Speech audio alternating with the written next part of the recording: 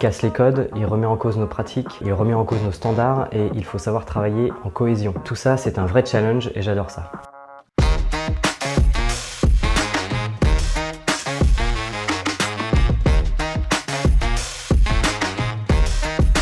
Alors, le réemploi est un sujet qui me tient à cœur parce que j'y crois et je suis persuadé que dans les années à venir, on ne pourra tout simplement pas faire sans. Il casse les codes, il remet en cause nos pratiques, il remet en cause nos standards et il faut savoir travailler en cohésion.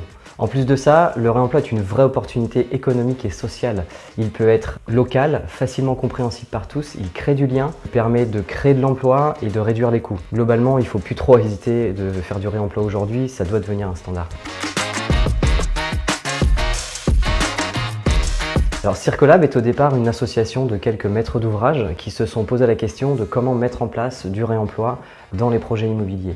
De nombreux acteurs se sont ensuite greffés autour de cette question pour apporter leur expertise, leurs compétences pour traiter les questions dans différents groupes de travail. En bref, ils s'adressent à l'ensemble des acteurs de l'immobilier qui ont envie, de près ou de loin, à mettre en place du réemploi dans leurs projets immobiliers et leur métier. Alors le partenariat Géon Circolab a commencé très tôt. On a rejoint l'association dans le but de traiter ce sujet passionnant du réemploi et on avait surtout une feuille blanche devant nous. On participait au départ au groupe de travail méthodologie dans lequel on devait proposer un guide méthodologique pour appliquer le réemploi dans le bâtiment. Malheureusement, on s'est aperçu que le réemploi devait mobiliser une chaîne d'acteurs très importante. Et pour que le donneur d'ordre ou le maître d'ouvrage ait envie de mettre en place du réemploi sur ses projets, on a décidé de mettre en place un label.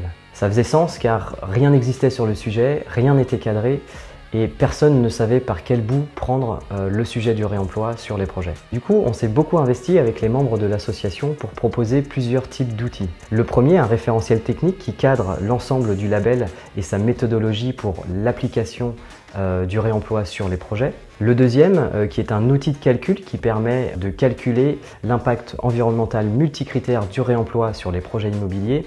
Et enfin, on a aussi décidé de former des évaluateurs qui sont aujourd'hui nos premiers ambassadeurs et on les accompagne d'ailleurs encore aujourd'hui pour faire évoluer les outils, avoir des retours d'expérience et je peux vous dire qu'on n'est pas prêt de s'arrêter là.